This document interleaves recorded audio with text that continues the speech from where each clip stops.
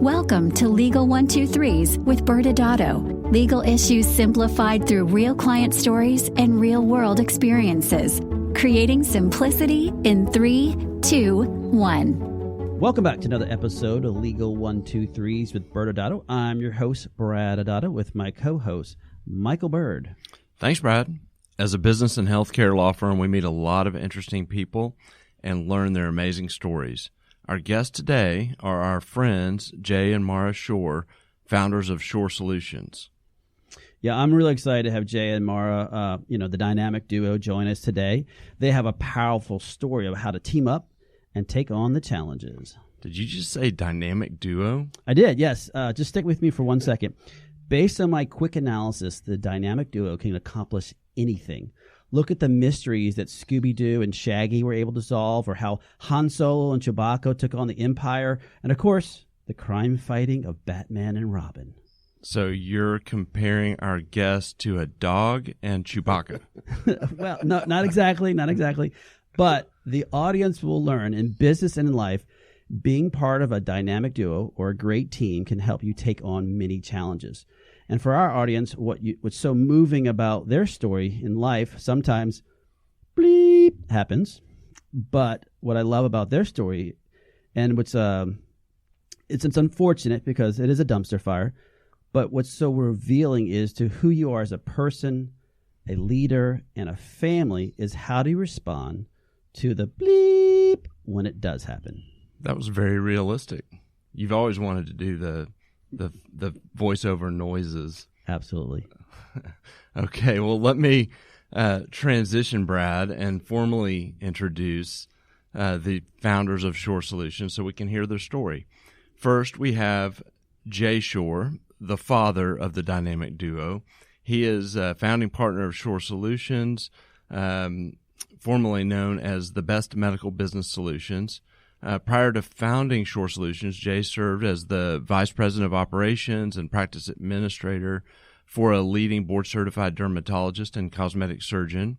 He's a graduate of Temple University, certified medical business manager, certified aesthetic consultant, author for national industry publications, adjunct faculty at Florida Atlantic University, where he teaches the medical business management course for their School of Business. And as we know, Jay, we've spoken with him many times over the country. He's a prolific speaker and thought leader in the aesthetic space.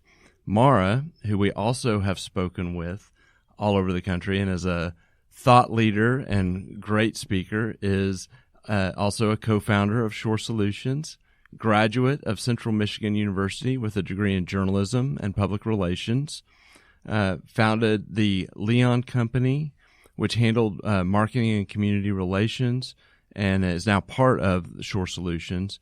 And she has started a podcast called Shorr Solutions, the podcast, which, Brad, you've been on, and I'm anxiously awaiting for my opportunity to join. And welcome, both of you guys.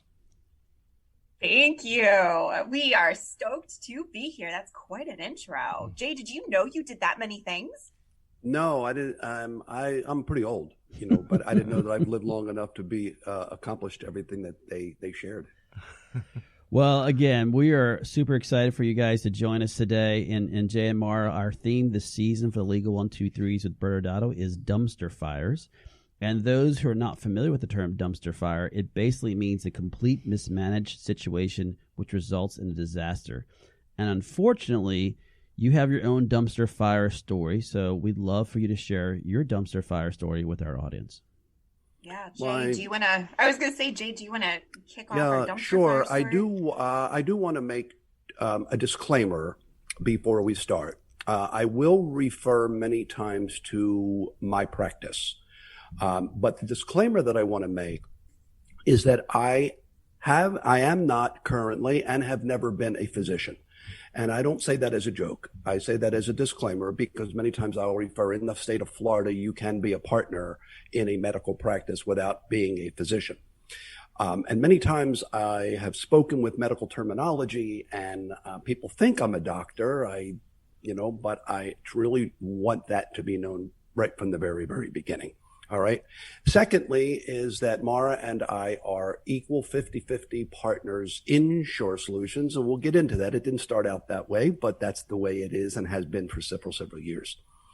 The part of my story that I've gone on a campaign for many years and speak, it's called Preparing for the Unexpected in your medical practice. And right now, today, they're talking about pandemics, but I have a story of my own.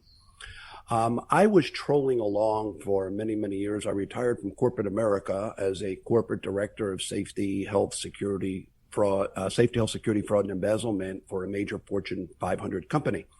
And when I retired, I had gone in to help my wife in her medical practice. She was a leading board certified dermatologist. We had a cosmetic and plastic surgery in-house ORs here at 3 locations here in South Florida. And in November of 2011, the medical director was diagnosed with stage 4 cancer. And in June of 2012, lost her short, hard-fought battle of only 7 months, November to June. And the reason it was so near and dear to me is that medical director was my wife. And the dumpster fire was, we were a multi-million-dollar gross revenue, multi-location, multi-million-dollar net profit. And I mean profit, not just gross, but what we could take home. But the dumpster fire is that Jay was ill prepared for what he was about to face. Because it can't happen to me. It would be the old story. Michael and Brad, did you hear what happened to so-and-so? Did you hear what happened to so-and-so? Like, oh my goodness, what a shame that is. You know, I hope they were protected. I hope they had an irrevocable life insurance trust. I hope they had a trust. I hope they had powers of attorney. I hope they had good legal agreements, partnerships agreements. And quite frankly, I was ill prepared for all of it because it couldn't happen to me. We were moseying along. We had a retirement plan in place, but it just didn't include the parts. It were thoughts. So no, I wasn't smart enough to call ByrdAdatto and say, hey, put this in place for me, because when the end and the inevitable happened, the reason I wasn't prepared is in those 8 months, I was more involved in, she was given a 5% chance of survival. So if there's a 5% chance of survival, I'm a very positive person, the power of positive thinking. I'm going to do everything I can to be that 5%. Knowing that you're going into a burning building. But why not? If there's 5%, why can't I get it? And that's what I fought for, thereby leaving the practice in somewhat of a disarray in other people's hands. We're traveling around the country. We were in and out of Houston every other week to MD Anderson. And I was not prepared for what I was about to face. Mm-hmm. Shock, anger, denial. How do you face all the stages that you're about to encumber without believing? Because it was asymptomatic, and when it hit, it was already in stage 4. Now, I had a side hustle, and we're going to get into that at the end. My side hustle was the Best Medical Business Solutions, which is hence our former name, which still is our corporate name. And my goal was that when we were going to retire, my late wife and I we'd buy a Winnebago, and I say that as a joke, and we'd travel around the country, and we'd help medical practices. She would work with the doctors, and I would work with the management team, and we would have a little side hustle consulting whenever we wanted. I then became very well known in this industry because I wrote the business plan for a certified aesthetic consultant for the aesthetic show. And Mara and I wrote one of the business programs for A4M. And that was going to be my exit strategy, but I never realized it. My wife became part of faculties. We traveled around together. I was still running the medical practice. And after she passed, I took a year off. Now, in that interim, Mara had her own company, the Leone Company, and she had her own client base, of which I was 2 of her clients. The medical practice she was doing marketing for and helping us, and she was also doing marketing for our side hustle, which was my late wife and I, Mara not included. She was a consultant, if you will. Then when my wife passed, or during that time, Mara was traveling to South Florida. She's in Central Florida. Mara was traveling to South Florida basically every week for 3 and 4 days. And I make a joke about it now. It wasn't funny then. But before I went to the hospital every day and before I went to hospice in the end, Mara was there to hug me and wipe my tears by the Keurig coffee pot every day, and then her husband would come in on weekends. All right. And till finally it just ended. All right. Now, I took a good amount of time off, and Mara said, "But Dad, you've got a good thing here. You're really too young to retire." And I lost my mojo, to be honest with you. I didn't want to go back. I couldn't sell the practice because I'm not a doctor. All right. So it was an MDPA, and I couldn't, the corporate structure was an MDPA, but it was a sub S, and we had other businesses that I was able to be owner of, the assets and the real property. We won't get into all of that. Hence, the vultures came. And by the vultures. And in that, in that time, Jay, just like you said, and so for anybody that's listening, I always refer to my dad by his first name in a business setting. If it's just the two of us, or if we're in a family setting, of course he's Dad. So everybody hears me call him Jay. But Jay, in that time, it was such a really like a weird transitional time for our family and for the businesses. So just like you said, the medical practice closed its doors effective immediately. So because of the structure. Here was the thing. We had negotiated, and I'm not going to mention the doctor's name. We had negotiated a sale with one of the larger plastic surgical practices here in South Florida. And it was a negotiated sale. We had all the terms and conditions. He had his consultants and very well-known consultants in this industry. I won't mention that name either. A very well-respected consultant. And we had a deal. I would then become a 49% partner. This was before Mara, and they would become a 51% partner. We would be a southern division of their already existing practice. And then when my wife went into hospice, she was basically ruled medically incompetent to be able to sign an agreement. All right. And it all blew up. And now it all goes into that ugly 7-letter word called probate. And that is a nightmare in and of itself, which I was ill prepared to face because I didn't know anything about it. I knew what it meant. I knew what the word meant. I heard other people had gone through it, but it can't happen to me. And man, was I so unprepared.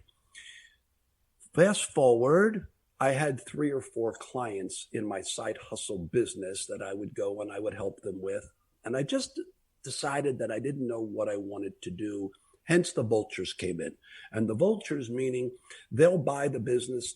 I ended up having it done under an asset purchase agreement because they didn't want to buy the stock sale because now there's skeletons in the closet because of creditors wanting to. And you're talking about the practice, not the consulting company. The practice, right. So they wanted to pay me pennies on the dollar of capital equipment, which is what Mara and I do now. All right. And we negotiate stuff, but you're never going to get what you think it's worth because I was doing millions of dollars. You can't sell it for that because now in the last 8 months, you're not making, you're bringing in locum tenens and you're just trying to survive. Fast forward, I ended up selling it as an asset purchase agreement. I sold it with the real estate. I owned the real estate in one corporation. I sold the real estate. I sold the assets. I stopped the bleeding. Is basically what I did because I was bleeding. The cash burn rate was terrible, but I broke even. And I'm okay with breaking even. All I did was recover what I had lost over those years. Then Mara said, "But Dad, why don't you continue this? You let me know when you're ready." And in those next several months after her passing, honestly, people don't believe this. I got tired of fishing and golfing 3 and 4 days a week. It was great for several months, but I really got tired of it because I felt that I was becoming depressed. I wasn't able to do what I thought I was set out to do, and that's helping people, whether it's in medicine or whether it's in business. Mara said, when you're ready, you let me know. And she started putting the word out to conferences, and it became 1 conference, 2, arithmetically progressed, 4, 8, 12. We started writing. And I said, Mara, why don't you come and join me? But I can't afford to pay you anything. All right. We're very small, but I'll give you 10% of the business. We started to grow. Mara, I'll give you a little bit of money. Stick with me. I'll give you 25% of the business and a couple $100 a week. And I knew she could make a lot more money on her own, but she was doing it for Dad. Then we started to grow, and I wanted to put more in and get a website and get everything going. And I said, Mara, stick with me. I can't afford to pay you much, but I'll tell you what, let's go to a lawyer. Let's draw up a partnership agreement, 50-50. The sub S, you get 50% of the losses, you get 50% of the gains, but now we're starting to make money. And then here you go, Mara. Now you can start making money. And then we're drawing equal money.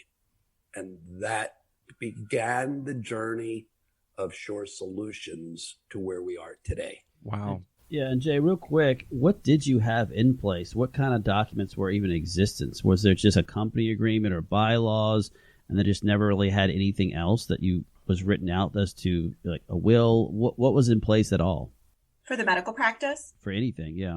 Well, with my late wife and I, she had a power of attorney, which was me as the healthcare surrogate. I was not the trustee of her estate, which was a mistake. I was given very poor advice, and I don't want to get into that because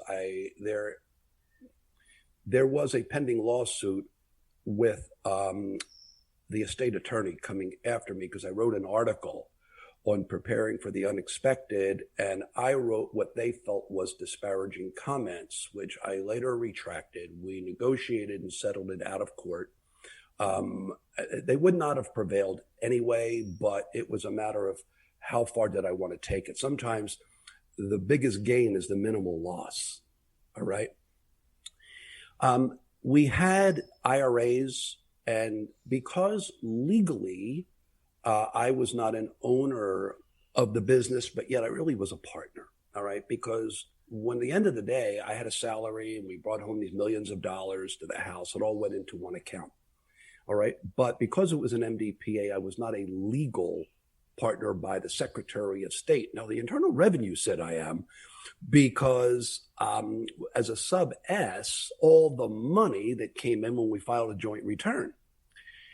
Now, I will warn everybody that when you do that, you make sure, and I guide clients every day to make sure that you have life insurance trust, you have the ILIT in place, you do the crummy letter, and that's for a different lecture altogether, that on your simple or your IRA or your 401s, that you make sure that you are named and nothing can be changed, all right? Because then the lawyers are going to fight it out between them. Also, you make sure that you have in place in writing that if you have filed joint returns throughout the marriage, that an attorney cannot step in the shoes, even though they can, and then file a married file single for the year of the death. And here's why. In our particular case, we paid a lot of money extra in federal withholding taxes, so that since we were profitable, depending upon the section 179 that we took from the equipment, if when it was profitable on the K1 or the 1120S came out as very profitable situation, we would get money back because we paid a boatload of money in additionally, several $5,000-6,000 per pay. But the year of her death, the lawyer filed an extension, and then extension as joint, but then filed married single.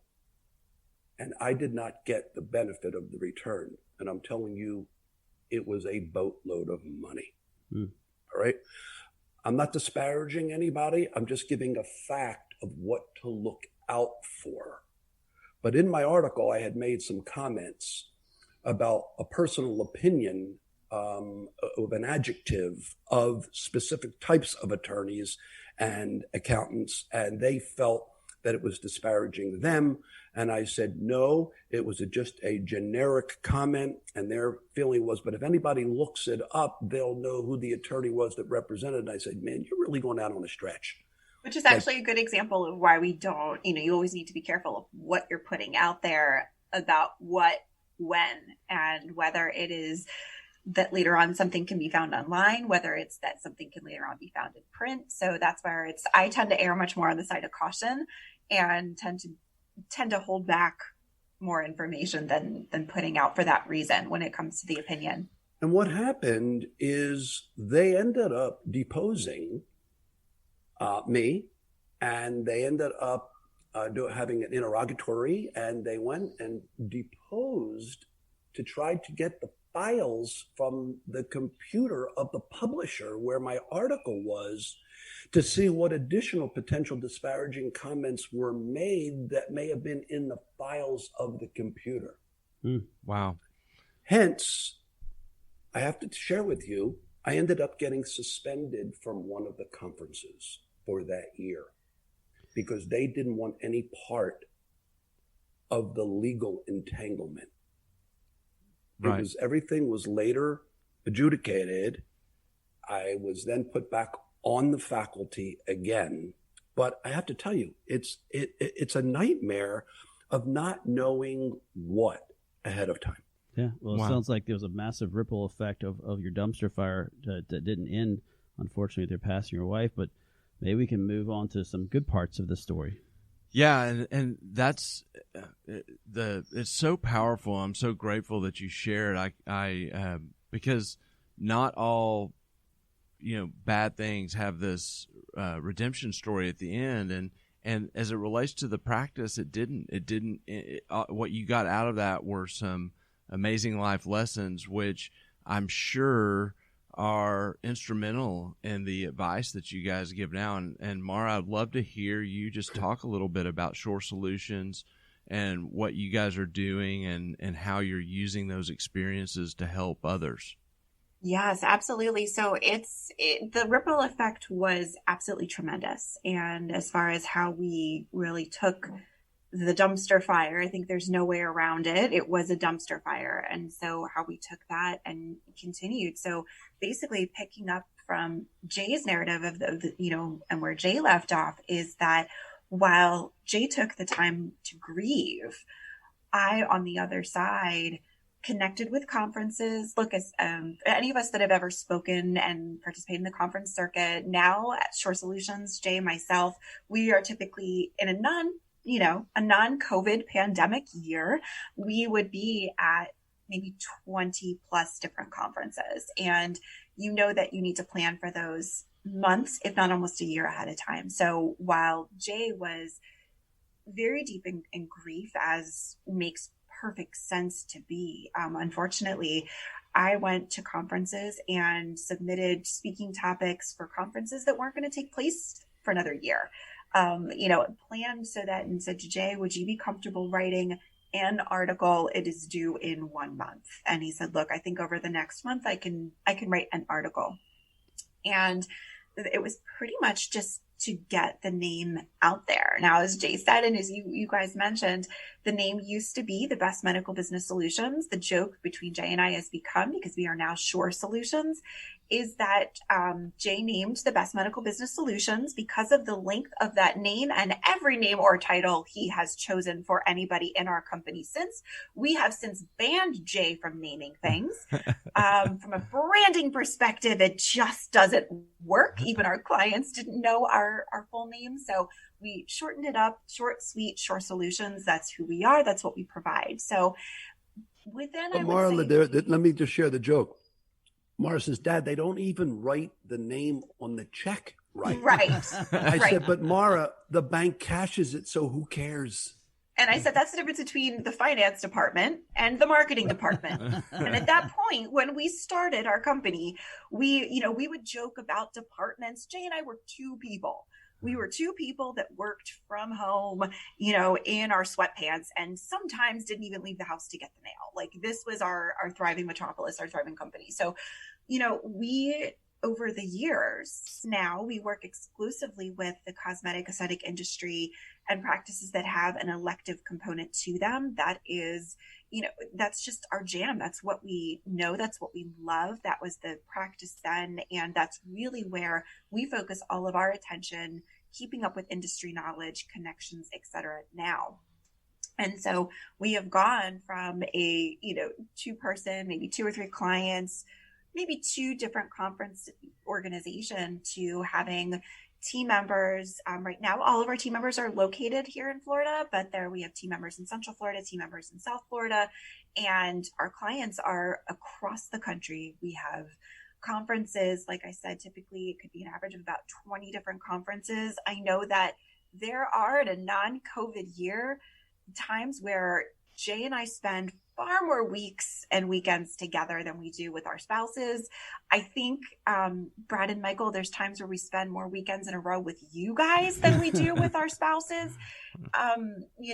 Plus we normally will go and we'll participate in all sorts of things. This year, obviously, over the past 12 months, we've shifted to podcasts and webinars and virtual conferences, and there's a heck of a lot of Zoom going on in our world. But we really break it down where helping clients through their transitions, and whether they're transitioning their finances, they need to know how to save more money, how to negotiate, how to open up their practices, how to close their practices and create that exit strategy, how to make sure that they're more profitable, that they're bringing in more patients, et cetera. So we really have a tight focus on helping practices on the business side, and having been in practices for as long as we were, both Jay being a partner in a practice, we had gone on and served as a partner for some time for the practice that purchased my late stepmother's practice. And so we have that in-office experience, and we are so incredibly grateful that we get to help our clients the way that we do now, and bring all of that knowledge so that we're a small business helping small businesses. And that's what we love to do now more than ever. That's amazing. And we're so glad you joined us today. I mean, we've obviously had the privilege of working by your side with mutual clients, and of course, speaking together, and you guys are awesome. And just grateful for you jumping on to the Legal 123s with ByrdAdatto today and sharing such a personal story. We're going to now say goodbye and go into a commercial. And on the other side, Brad and I will kind of share a few tidbits from a legal perspective. And so thank you guys. Thank you. Thank you. Thank you so much. Appreciate it. Many business owners use legal counsel as a last resort rather than as a proactive tool that can further their success. Why? For most, it's the fear of unknown legal costs. ByrdAdatto's Access Plus program makes it possible for you to get the ongoing legal assistance you need for one predictable monthly fee. That gives you unlimited phone and email access to the legal team, so you can receive feedback on legal concerns as they arise. Access Plus, a smarter, simpler way to access legal services. Find out more. Visit ByrdAdatto.com today. Welcome back to Legal 123s with ByrdAdatto. I'm your host, ByrdAdatto, with my co-host, Michael Byrd. And Michael, we just heard, unfortunately, a dumpster fire from our good friends, Jay and Mara Shorr, about really what happened when you weren't prepared for when bad things happen to good people. And, what are some of the observations from a legal perspective that you took away? Well, this isn't a legal perspective, but I was a little surprised at the beginning when he made a point to distinguish that he is not a doctor, because you and I spend so much time telling people that we're practically doctors because our dads are doctors, and we speak to doctors. And so, I didn't want to derail the podcast and ask him why he was taking the opposite approach as us. Maybe he's just being a little bit more forthright, and maybe we're just dreamers. Yeah. Anyway, so yeah, the way we talk about the planning and what that you can do with your practice to deal with the unexpected is a word we call, or phrase we call 4C planning. And you hear it in the legal industry, they'll use the word buy-sell planning, transition planning, but really what you're dealing with is, how are you, if you are co-owners, with your spouse or with someone else, how do you deal with things that are, out of your control, or if things go wrong?